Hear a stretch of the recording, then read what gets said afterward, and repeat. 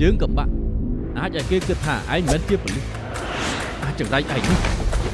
ចង់ធ្វើដែរទេខ្ញុំចង់រៀនជំនាញនឹងដែរក្នុងបាក់យ៉ុងការងារបែងចែកច្បាស់នរណាឯងឡើងជើង161ឲ្យតែមានមនុស្សទៀតមកព្រមតែទៅពួកគេ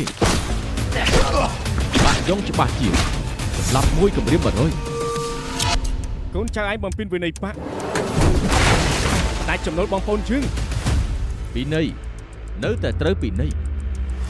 គ្រាន់តែរៀនដៃប្រហែលសោះថាទៅខុសយ៉ាងណាកុំប្តឹងផ្ដាល់ក្រយ៉ាងណាកុំធ្វើចោលមនុស្សល្អជាធម្មតាទៅសុំរៀនលួចគេធ្វើអីកាលនោះខ្ញុំទទួលចិញ្ចឹមអាគុទាវនឹងអើប៉ាវខ្ញុំគិតថាទូត្រូវលួចគេក៏កុំធ្វើឲ្យដូចចាស់ដទៃទៀតគ្មានអ្វីខុសគ្នានោះទេចៅនៅតែជាចៅជើងឈប់ទៅលួចគេទៀតទៅបានទេជើងទៅរកស៊ីត្រឹមត្រូវទៅឈប់លួចគេទៀតទៅឈប់ធ្វើជាចោរទៀតទៅបានទេសុំវចូលបាក់យ៉ុងហើយមិនមែនមិនចង់នៅក៏ចេញបាន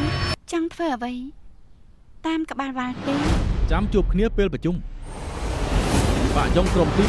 8ជួបប្រជុំគ្នានៅលើរថភ្លើងលេខ161យើងរួមគ្នាមួយប្រទេស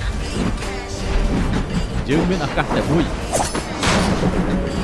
ចាត់បាក់យ៉ុងឲ្យរៀបមានធ្លាប់គិតទេបងធ្លាប់ថាចៅគឺមានកិត្តិយសនោះជាកិត្តិយសចៅចំណត់ហេតុច្បាយមួយមុនសរសេរស្អីទៅគេចាំទេចាប់ចោលឲ្យអស់ពីលើនោះខ្ញុំជាប៉ូលីស